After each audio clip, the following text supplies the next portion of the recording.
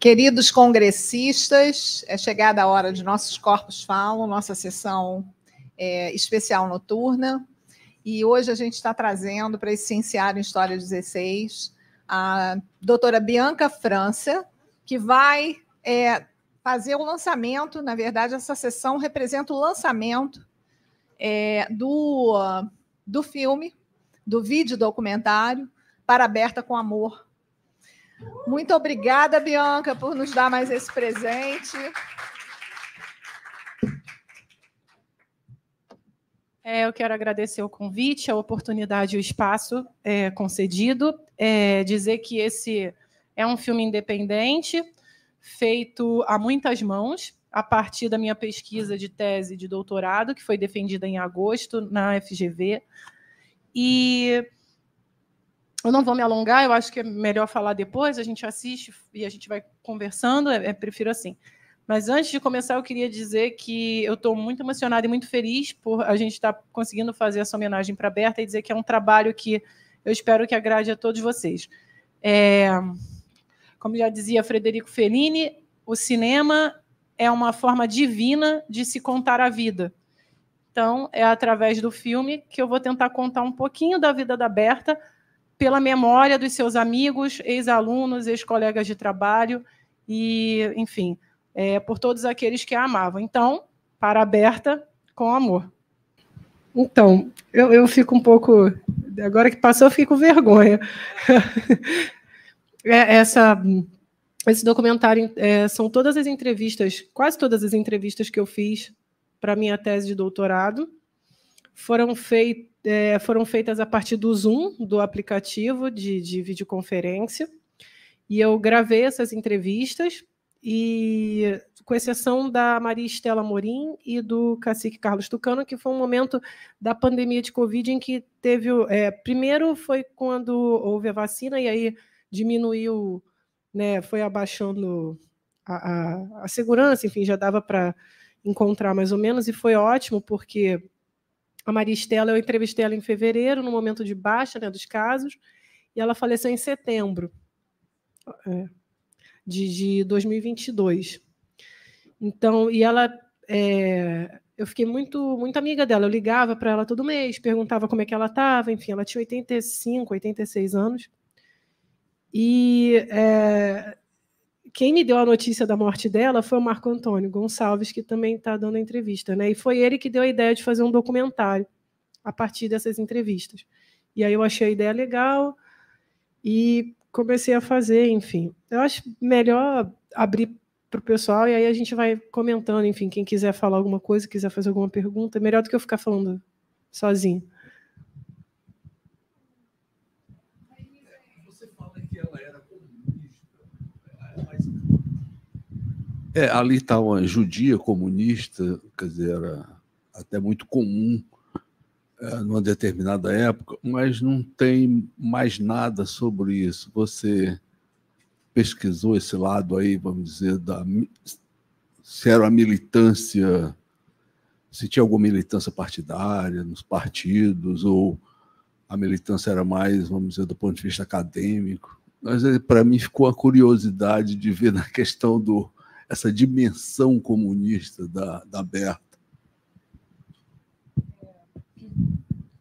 A Berta, ela foi tutelada pelo Partido Comunista Brasileiro. Ela era... Bom, primeiro de tudo, a gente tem que chegar a falar um pouco sobre o pai da Berta. O pai da Berta, Motel Glaser, era um importante sindicalista comunista na Romênia durante a década de 20, e ele foi expulso, enfim, com a perseguição aos antissemita e anticomunista na Romênia, quando ela foi anexada, quando a região da Moldávia foi anexada à Romênia na década... no final da década de 10, de 1918, 1920, o pai da Berta ele é meio que expulso. Ele vem para o Brasil tentar uma vida melhor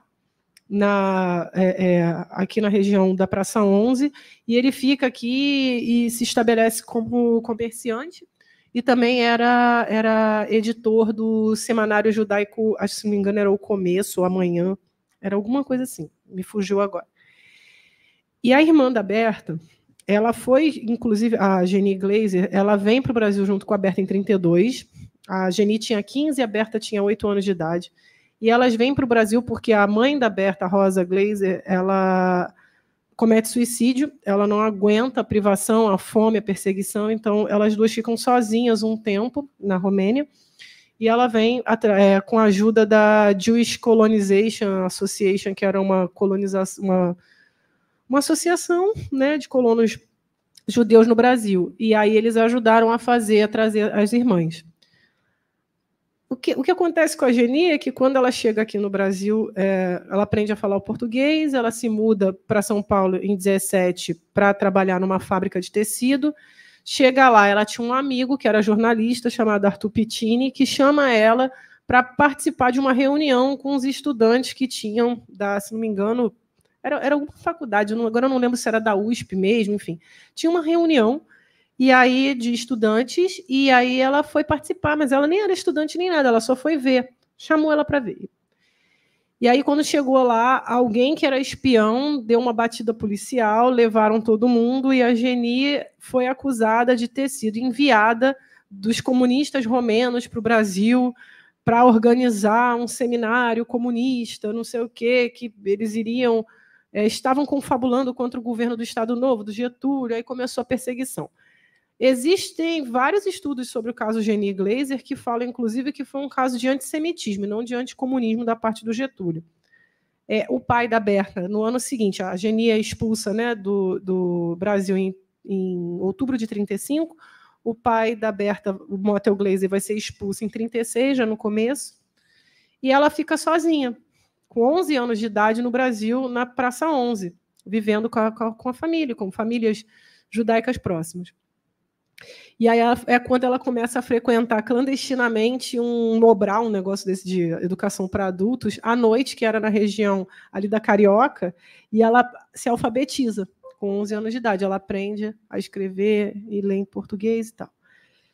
E nesse meio tempo, quem fica tomando conta dela e ajudando ela, meio que tutelando a Berta, é o Partido Comunista Brasileiro. E aí, por isso que falam que, de fato, a irmã e a família tinham ligações com o partidão, né, como todo mundo chamava. E tanto que o partido, quando ela se forma como contadora e datilógrafa, ela foi para São Paulo um tempo depois, ficou um tempo sozinha aqui no Rio, vai para São Paulo morar com a família Friedman, que eram parentes dos pais dela, acho que, se não me engano, parente do pai. E aí ela se matricula na Álvares Penteado, que é uma escola de contabilidade, se forma, aprende a datilografar e começa a trabalhar como datilógrafa no Comitê Central do Partido Comunista, que inclusive numa passeata do Partido Comunista que ela conhece o Darcy. Então ela era comunista de pai e mãe.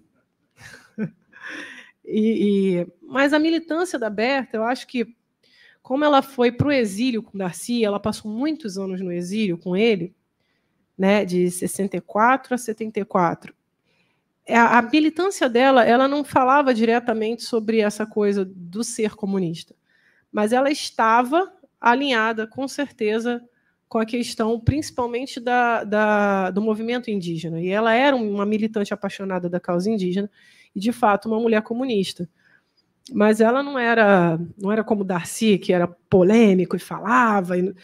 Ela era mais contida, assim. E eu acho também que ela tinha um pouco de medo. Ela passou a vida toda tentando se desvincular um pouco da ideia de ser ligada à irmã, a Geni Glaser e ao Motel Glaser. Tanto que, quando ela casa com Darcy, ela começa a assinar Berta G. Ribeiro.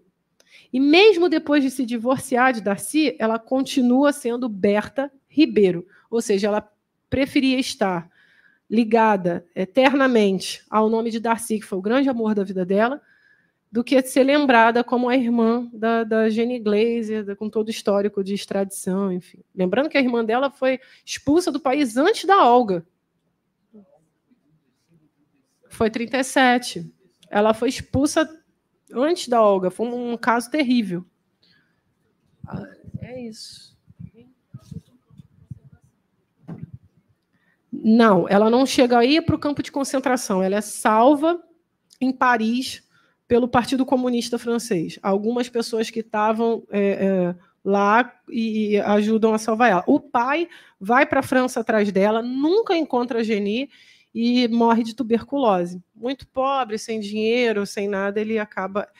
Assim, a história da Berta e da família da Berta são sucessões de coisas dramáticas. Assim, uma mulher que passou por muitos começos e recomeços, enfim. Então, para mim, ela é gigante. Berta nunca teve filhos, porque Darcy, pelo menos é o que falam, era estéril. E ele parece que ele quis adotar uma criança indígena e ela falou: não, você está doido, não vai fazer nada disso.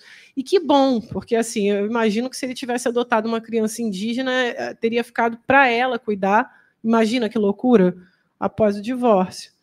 Mas eles nunca tiveram filhos.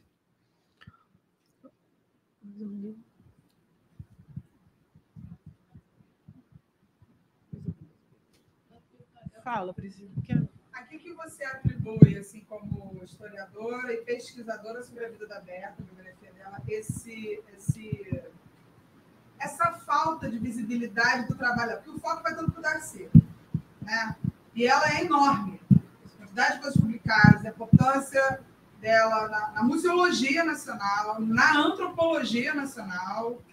E por que você acha que ela não é tão conhecida quanto deveria? Eu tenho uma resposta pessoal, mas queria te ouvir. A gente já conversou sobre isso, dona moça. Enfim, eu acredito que o apagamento da Berta é do machismo estrutural dentro das ciências sociais, dentro das ciências como um todo, as mulheres são muito apagadas. A Marisa Corrêa, ela fala, né, em Antropólogas e Antropologia, que aparece, né, a capa, que inclusive é a pintura que o Pansetti fez da Berta, ela fala isso, né, que até 1945, as mulheres que eram pesquisadoras, e tinham maridos, muitas vezes elas eram pesquisadoras dublês de esposa e esposas dublês de pesquisadoras. A gente vê o caso da Dinah Levi-Strauss, que, quando ele esteve aqui entre os Nambiquara, fez grande parte do trabalho de anotações em campo, pegou até ai, meu Deus, ela teve alguma coisa bacteriana nos olhos, assim, que estava tendo os Nambiquara estavam ficando doentes, e aí ela fica doente, quase ficou cega, teve que voltar à França mais cedo, e fala-se quase nada da Dinah. Se fala do Levi-Strauss. Não que ele não fosse um homem brilhante, mas, sabe, tinha uma mulher ali. A Ellen Pearson, que é esposa do Donald Pearson, que também fez o trabalho duro de transcrever suas cartas, pesquisa bibliográfica, arquivista. A gente precisa lembrar que a Berta datilografou, organizou, fez pesquisa bibliográfica, arquivística, fazia trabalho de editoração da obra dela e do Darcy. E depois de separada, essa mulher continuou ali colaborando com o Darcy. A Suma Etnológica Brasileira é um trabalho conjunto dela com o Darcy já separados. O que eu acho muito engraçado dessa história toda sempre é que, assim, ela fica ali ao lado do Darcy, né? Eu acho isso incrível. E quando ele fala, né, que são 25 anos de casado, 25 anos separados, e depois eles voltam a conviver com amor. Eu acho isso muito louco. Assim. O que eu penso é que eles se amavam de alguma forma. É uma relação muito louca isso, porque eles continuaram juntos e eles namoraram e eles ficavam. E eu acho bonito. Eu não faria. Eu mandaria ele ir para aquele lugar. Eu jamais ajudaria ele depois do que ele fez. Ela é uma querida. Essa mulher foi uma... Eu jamais faria o que ela fez. Jamais. Na biografia fala que ele tinha insônia, né, na ausência de amor. E aí ele saía rascunhando vários papéis, vai soltas na madrugada, no dia seguinte ela chegava, organizava, datilografava e entregava. E quando ele saía falando? Igual doido, e ela saía anotando o que ele falava e depois datilografava. Mas ele disse em entrevistas finais que, apesar de tudo, quando ele escreveu, né, um livro inteiro para ela em forma de carta, que ele fala, né, Berta, pega em minha mão, atravessaremos picadas. Para mim é uma das coisas mais lindas que tem. aquela abertura, ele disse que, de fato, era para ela que ele queria voltar e contar tudo o que ele tinha vivido. Eu queria agradecer o espaço, a oportunidade. A gente pode conversar um pouco mais, né, depois. Dizer que, para mim, eu fico muito feliz de poder fazer a primeira exibição pública do documentário aqui, porque Berta foi, inclusive, professora aqui da pós-graduação em História da Arte, e eu fico muito feliz mesmo. Para mim é um prazer imenso poder estar aqui com vocês, ser acolhida com tanto carinho. Então, eu tenho só a agradecer a Mayra, a todos vocês que ficaram bravamente até o final. E é isso. Daqui a pouco a gente fala mais um pouco.